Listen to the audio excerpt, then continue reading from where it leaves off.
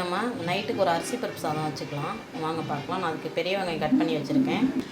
இந்த பக்கம் நான் வந்து ஒரு 1.25 டம்ளர் அரிசி, 1/2 டம்ளர் துவரம் பருப்பு கழுவிட்டு நல்லா தண்ணி ஊற்றி களவு தண்ணி வச்சுருக்கேன்.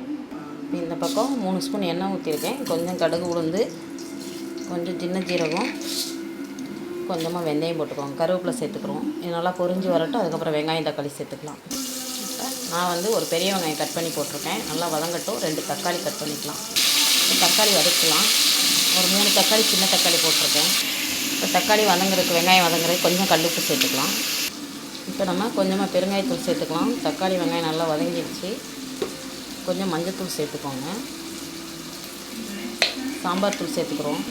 இப்போ இது நான் வீட்டில் அரைச்சி சாம்பார் தூள் யாருக்கா வேணும்னா நீங்கள் கமெண்ட் பண்ணுங்க கீழே. சாம்பார் தூள் போட்டேன். இப்போ நல்லா கிண்டி விட்டுட்டு அரிசி பருப்பு எடுத்து போட்டுக்கலாம். தக்காளி வெங்காயம் எல்லாமே இப்போ நல்லா வதங்கிடுச்சு. மஞ்சத்தூள் சாம்பார் தூள்லாம் போட்டேன். இப்போ நம்ம அரிசி பருப்பு எடுத்து போட்டுக்கலாம். இதுக்கு இன்னும் கொஞ்சம் தேவையான தண்ணி வேணும். நான் 2 விசில் விடுவேன். கொஞ்சம் பொழுபொழுன்னு இருந்தால் எங்களுக்கு ரொம்ப சாம்பார் சாதம் பிடிக்கும். இப்போ கொஞ்சம் உப்பு ஏற்கனவே தக்காளி வெங்காயம் வதக்கிறதுக்கு போட்டிருக்கேன். இப்போ தேவையான அளவு பார்த்துக்கிட்டு நம்ம உப்பு போட்டுக்கலாம்.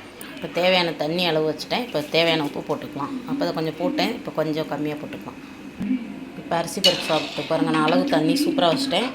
சாப்பாட்டுக்கு நான் வந்து ஒரு முட்டை பொரியல் தான் பண்ண போகிறேன். இப்போ மூடி 2 விசில் விட்டுக்கலாம். இப்போ முட்டை பொரியலுக்கு நான் ஒரு 2 வெங்காயம் கட் பண்ணி வச்சுருக்கேன். இப்போ விசில் வந்தோன்னா முட்டை பொரிச்சிக்கலாம்.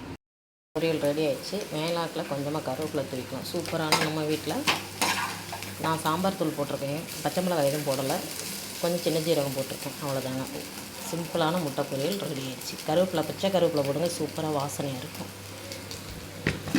இந்த பக்கம் அரிசி பருப்பு சாதம், இந்த பக்கம் வடகம், அரிசி பருப்பு சாதம்.